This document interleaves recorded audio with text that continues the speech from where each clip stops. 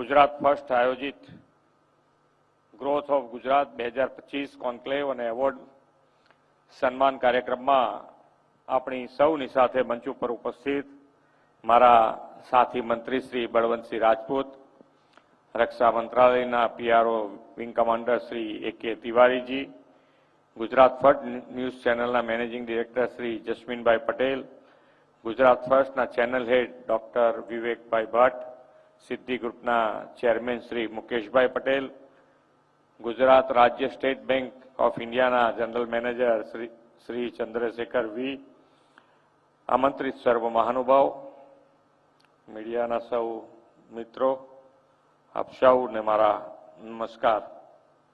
આજે પર્યાવરણ દિવસ, વિશ્વ પર્યાવરણ દિવસની આપ સૌને ખૂબ ખૂબ શુભેચ્છાઓ. આખા દિવસનું તો સામે તો બધા બદલાતા ગયા છે ને.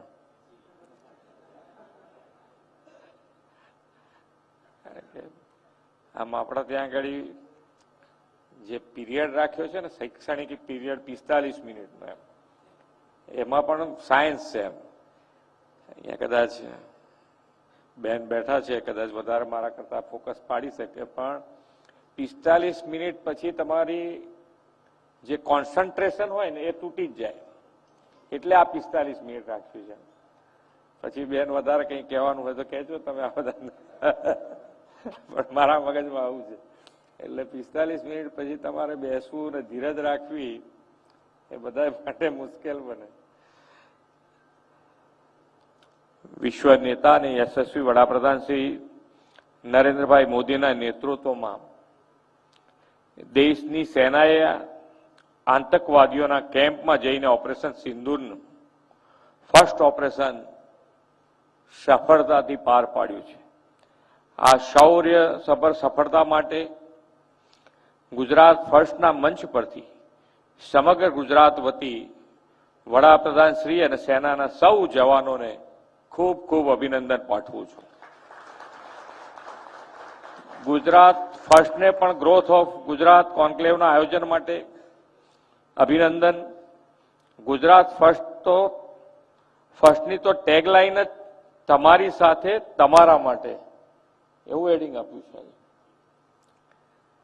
એટલે તમારી સાથે તમારા માટે. એ જ રીતે આદરણીય વડાપ્રધાન શ્રી નરેન્દ્રભાઈ મોદીના દિશા દર્શનમાં સૌનો સાથ, સૌનો વિકાસ, સૌનો વિશ્વાસ અને સૌના પ્રયાસ, આ મંત્રથી ટેગલાઇન સાથે ગુજરાત દેશના વિકાસનું રોલ મોડેલ બન્યું છે.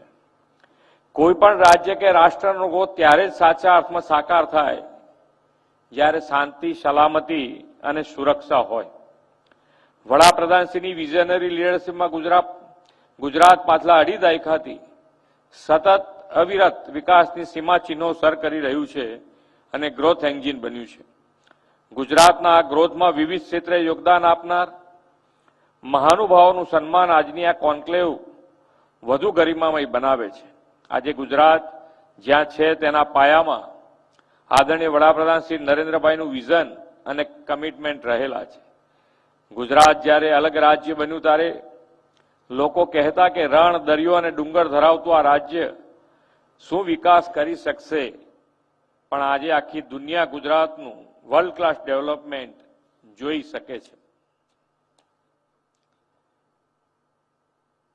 એ વાત બહુ સ્પષ્ટ છે કે 1960ની અત્યાર સુધીના ગુજરાતના વિકાસનું જો બે ભાગમાં મૂલ્યાંકન કરીએ તો ખ્યાલ આવે આપણને કે આ અઢી દાયકાનો આપણને સુવર્ણ કાળ કહી શકાય એ વિકાસ આપણે જોવા મળી રહ્યો છે. અઢી દાયકા પહેલા એટલે 2001 પહેલાનો વિકાસ તમે જોઈ શકો. તમારા બધાને અહીંયા આગળ બેઠેલા દરેકને નજર સામે દેખાય એવી વાત છે કે ભાઈ ડેવલપમેન્ટ અને ડેવલપમેન્ટ કરવા માટે પાયાની જરૂરિયાત, અને પાયાની જરૂરિયાતની દશા ગુજરાતમાં શું હતી, કેવી હતી કે ભાઈ ડેવલપમેન્ટ કરવા માટે પાણી જોઈએ, લાઇટ જોઈએ, રોડ રસ્તા જોઈએ.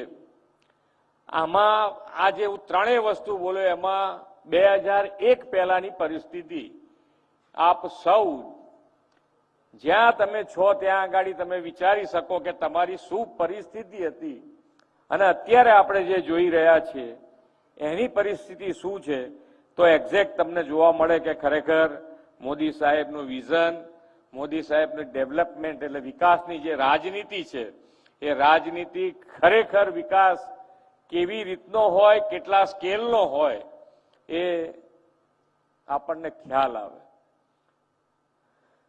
જ્યારે આદરણીય મોદી સાહેબે શાસન દાયિત્વ સંભાળ્યું અને ગુજરાતના વિકાસનો કાયાકલ્પ શરૂ કર્યો અને જ્યોતિર્ગ્રામ યોજનાથી 24 કલાક 3 ફેઝ વીજળી મળી અને નર્મદાનું પાણી છેક કચ્છ બોર્ડર સુધી પહોંચાડ્યું.